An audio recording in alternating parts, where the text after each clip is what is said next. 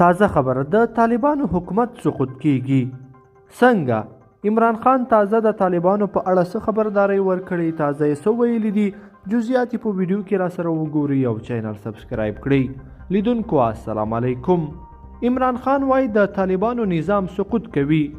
د اسلامي همکاریو سازمان غونډې ته عمران خان ښه په خلاص زړه له طالبانو شکایت وکړ او زیاته یې کړه چې د دوی نظام به سقوط کوي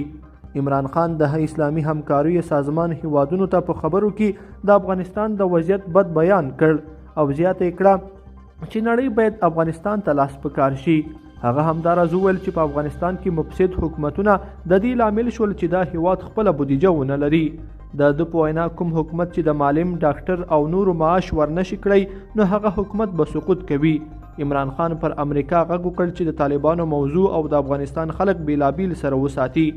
متقی په ګروپي انځور کې د ګډون اجازه نه ده ورکړل شوې نن اسلام آباد د افغانستان په اړه د یوې لویې نړیوالې غونډې کوربتوب کوي که څه هم متقی په دې غونډه کې ګډون کوونکي وو خو په ګروپي انځور کې د ګډون اجازه نه ده ورکړل شوې د طالبانو د بهرنیو چارو وزیر امیر خان متقی تیر ورځ کابل د اسلام آباد په تکل پرېښود او هلته یې تر هر څه لومړی له مذهبي او سیاسي مشر مولانا فضل الرحمن سره ولیدل مولانا د افغانستان د 20 کلنې جګړې اوربلونکی بلل کیږي او په شخصي ژوند کې د ټولو افغانانو ترې نفرت او بدتري کیږي په ټولنیزو رسنیو کې کارکوونکو د امیر خان متقی او مولانا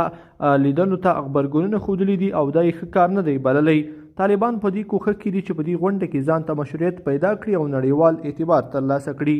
لیدونکو په دې هیله چې دا مطلب به مو طرفه را سره لیدلی وي کوم ویډیو خوښه شوې ویډیو لایک کړئ او چینل سبسکرایب کړئ تر بیا ښه وخت